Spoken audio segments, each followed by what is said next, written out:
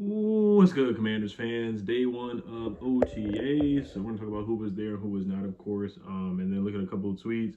I do want to shout out to Bleeding Burgundy and Gold on Twitter. He has a YouTube channel as well, so I'll put his link down in the description just to give him credit for the stuff that he put out today because fans were allowed to be at OTAs. I don't know if you had to be a season ticket holder or not. But if you got tickets some way somehow, just let me know. I might try to go to an OTA at least maybe the one that's going to happen like next week, I think, or something like that. Maybe the minicamp. I don't know if minicamp is available to fans too. But I know some people commented in my rookie minicamp video. They were there and they saw Eric Bieniemy yelling at Chris Rodriguez and different stuff like that. They talked about how good Emmanuel Forbes looked in rookie minicamp. So, all right, let's cut to the chase. Pun intended. Chase Young not there. Montez Sweat not there. Charles Leno not there. So, of course, nobody is really bringing it up that Leno was not there. Montez Sweat was not there. But it's not a big deal, but it's a deal. And Chase Young, of course, 2 years ago, he didn't go because he was on Family Feud. He was doing the Under Armour commercial. The thing is, he in his fifth-year option just got declined. Ron Rivera, he's old school. He clearly wants you to be there. He clearly wants him to be there. He made Cam Newton, he suspended him for a half for not wearing the ties. Ron Rivera, he's just an old school dinosaur kind of guy. It just is what it is. And he's the GM of his team. Like, let's keep it real. Ron Rivera is the guy who made the decision on not picking up his fifth-year option. He has the final say. And then the whole Von Miller thing, working out with Von Miller instead of working out with the team. Ron Rivera talking about maturity last year or 2 years ago, or really the off season before the 2021 season. So, yeah, it's just like I said. I mean, Chase could come in and play really, really well and not go to one single OTA session at all. But Jack Del Rio talked about how important it is. He talked about OTAs, even though I don't really agree with. That's the reason why the secondary didn't look good that one year. He was like, oh, because people weren't here at OTAs. We had a new guys. Like, you can't blame May on what happened in August and September and October. You need to get it together. You have ample opportunities to get it together with those guys and not blame it on OTAs that happened in May. So I think he should have been there, in my opinion, because I don't want him to give Ron Rivera any ammunition or any fuel to say something negative. That's just my outlook on it. Deron Payne, he showed up last year. He didn't go to all the OTAs, but he did show up. And Ron Rivera said that. He was like, Deron Payne, he didn't pout or nothing. I'm not saying Chase Young is pouting or anything like that. And the fact that I'm spending this much time on it is, it's voluntary OTAs. Let's not forget, it's voluntary. But Chase Young's the second pick of the draft. He hasn't lived up to the hype. And, the year that he was healthy, the second year, he just didn't play good football. He just didn't. He didn't look good. He didn't play. He was running past quarterbacks and trying too hard to get sacks, and he just wasn't getting pressure on quarterbacks. He just wasn't. So I would have rather seen him been there, but he did go to the first week of the OTAs. He did. He went to the first week of the OTAs where they didn't have 7-on-7, 9-on-9, or 11-on-11.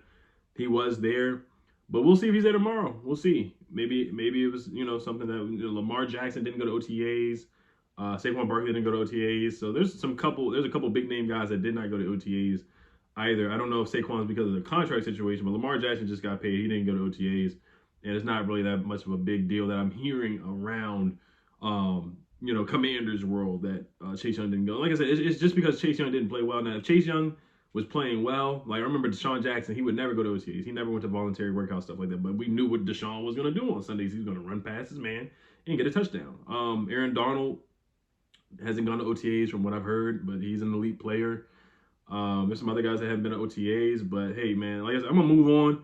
But it's just a big year for Chase Young. It's a contract year. I just don't want anything to be brought up, at the time of the contract. And I think him and Ron don't see eye to eye. I said there was more to the not picking up the fifth-year option than just stuff on the field. That's just my sense and what I feel is going on. So we'll move on. Let's actually talk to some of the stuff on the field. So, like I said, Bleeding Burgundy and Gold. Make sure you guys follow him on Twitter. I'm going to put his Twitter down in the description. He commented on one of my videos on Locked on Wizards too, so shout out to him. I think he's a pretty big Wizards fan. He commented about Denny Avdia from what I remember. So all that aside, he says, I know it's OTAs, but Amari Rodgers looks really good, man. Yeah, I told him, I said I wanted to see the tight end group. I wanted to see Cole Turner. I wanted to see Armani Rodgers. I wanted to see Logan Thomas. How those guys move, because Ron Rivera said he really likes the group. He doesn't want to make any moves. He didn't draft a tight end, didn't bring in a UDFA tight end, didn't bring in any other tight ends, man. I'm not the biggest fan of the tight end group. I think they need more. Not the biggest fan of Logan Thomas at this point. He's just older. He can barely move. He's as slow as a snail.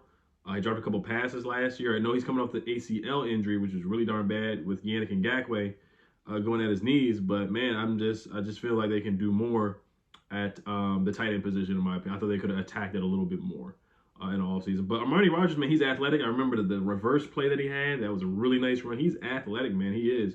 Curtis Hodges is an athlete. He's about 6'7". So they have a lot of project guys, a lot of raw guys that they really have to develop and get better. Cole Turner is my favorite tight end of the group. I think he's the most talented guy. So I think it's a big year for him, man. I'm intrigued to see how Cole Turner does. John Bates, he is what he is. He's a good blocker, solid blocker. You know what you're going to get from him day in and day out. All right. So he also tweets starting offensive line for team period, Cornelius Lucas, Sadiq Charles at left guard, Nick Gates at center, Sam Cosmi at right guard, and Andrew Wiley at right tackle. Leno not there. So Leno would have been at left tackle instead of Cornelius Lucas, but of course Nick Gates is going to start at center because of Chase Rouye being released. Cosmi at right guard, I'm not surprised. Wiley at right tackle, he was brought in. He got paid to start. Eric Bieniemy brought him in. Now Sadiq Charles starting at left guard. It's going to be really him against Chris Paul. They have not released Andrew Norwell yet, so I don't know what the situation is there, but that is the starting offensive line. Braden Daniels off the bench, Ricky Stromberg off the bench, and then Lucas will be off the bench as well. And then they brought in the XFL tackle, Jarrett Jones-Smith, from the XFL, who will be a swing tackle if he does make the roster. They did release Drew Himmelman. I heard that Drew Himmelman was getting cooked by KJ Henry in rookie minicamp, so that's a big reason why they released him, and they probably picked up the XFL tackle. So yeah, we'll see how this offensive line does. I think it's an okay at best. At best, Leno is still questionable. Like I said, I don't like the way he played in the 2 NFC East games against the Giants last year. Kayvon Thibodeau got the best of him at times. So Leno's play is concerning, but I think he's a solid left tackle. He was not there, so you kind of want Leno to get that chemistry with Sam Howell. So him not being there, it's not a big deal, but it's a deal. It's a deal. I'll say that. Eric Bieniemy to Christian Rodriguez. He says, "Hey Christian, play faster. Wake your ASS up." So Eric Bieniemy's getting up in these guys, man. He really is. He's having his voice heard. He's not playing around. We know how he was with Adrian Peterson. You know how he was with the Chiefs running backs. Eric Bieniemy, man, he doesn't hold back at all. He does not hold back at all. Christian Rodriguez, also bleeding burgundy goal. He put up a clip of Christian Rodriguez. He was looking pretty slow. Somebody else commented on my video too that Christian Rodriguez was out of shape. So, and he was one of my favorite picks out of Kentucky, man. So I hope he plays well. I hope he gets some playing time, but it's not looking too great right now. So it's only May. It's only May.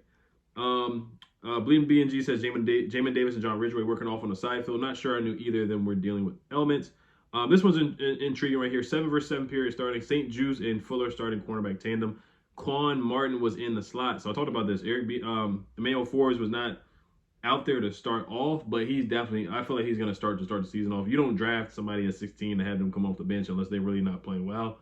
So I'm intrigued to see St. Juice and Fuller. A lot of people are like, oh, they're going to trade Fuller or cut Fuller. I'm like, nah, you don't do that. I think Fuller, you need the cornerback depth, and Kendall Fuller had a really good second half of the season. So that's intriguing to see St. Juice and Fuller starting Quan Martin be in the slot. Or, like I said, Emmanuel Forbes was playing in the slot in rookie minicamp. So if that's a way he can get on the field even more, then I say try it out. Because I think Emmanuel Forbes can play in the slot. I think he's played majority of the outside at Mississippi State, but I think he's a guy that can move his feet, can change direction and stay with guys and shifty receivers for sure. Because he's just so quick, 4.3 speed. So I think Emmanuel Forbes can make some noise in the slot on third down situations for sure. Bleed BNG says Terry McLaurin just put quite the move on Emmanuel Forbes in 7-on-7. So he's getting baptized. He's getting his welcome to the NFL. This is why I can't wait. I can't wait for OTAs, training camp, minicamp. He's going to be going up against Jahan, Curtis, Terry, even Diami. Even Diami can get after in practice. So we saw what Diami did to the Titans. Casimir Allen, too. I'll throw him in there, too. So Terry McLaurin, man, he's a top 10 wide receiver in my opinion. So this is the matchup that I'm looking for. Forbes against Terry McLaurin. Bleeding BG also said Chris Rodriguez had a rough day. Quan Martin started at the nickel. And that's about it, man. That's about it for OTAs. Oh, Hog Farmer Chris. The guy who was the Hog Farmer helmet. I know you guys know a lot about him, or probably know of him. The Hog Farmer's guy. I think he's like the captain or something like that. He said Eric Bieniemy says, hurry the F up. Come on. The next few plays, they were zooming out the huddle. So he said the offense was getting out slow in the huddle. And Eric Bieniemy said, hurry the freak up. And guys started going. So I can't wait, man. If they do get Hard Knocks, I'm not pressed for Hard Knocks. But it will be fun and intriguing to see Eric Bieniemy get after it, man. And just bring that energy, man. So I'm excited. I'm excited about that. He also says there was a huge sense of intensity and urgency being pushed at Washington Commanders practice, moving extremely fast in and out of drills and plays the whole time. The coaching staff is setting the tone early. So Eric Bieniemy, man, he's making changes. He's changed the practice schedule. They're gonna look at film first and then practice, and then he's also getting coaches there earlier in the morning. So Eric Bieniemy, he is the associate head coach, and he's making his presence felt. Man, he's a guy that you're gonna hear his voice. You're gonna hear his voice from the other side of the field, saying stuff, man, getting guys going, getting guys' juices flowing. He wants people to take command in the huddle. No pun intended. And he doesn't want to see guys slack. He wants an intense practice and a quick practice and a swift practice and a lot of attention to detail. So that's what you're going to get from Eric Bieniemy, and I am excited to see that from our associate head coach. So, all right, you guys, let me know what you guys think about Commanders day 1 of OTAs. Didn't hear much about Sam Howell. Didn't hear much about Jacoby Brissett. Maybe tomorrow when the media is going to be there, they'll give out some more information on Sam Howell and Jacoby Brissett, how they split reps and whatnot, different stuff like that. So, all right, guys, let me know what you guys think. Hail to Commanders. Peace. And like I said, Chase Young, I'm not wrapped up on it. It just matters what happens in August, or really September, October, and November, December. That's all that matters. It's all that matters. And if things don't work out, it is what it is. Him and Ron Rivera, they may just not see eye to eye, and they may have to go to a different. He may have to go to a different team to be successful. I would hate to see that happen, but we'll see. All right, y'all. Hail to Commanders. Peace. Montez Sweat is a contract year 2, so all right, y'all. Peace.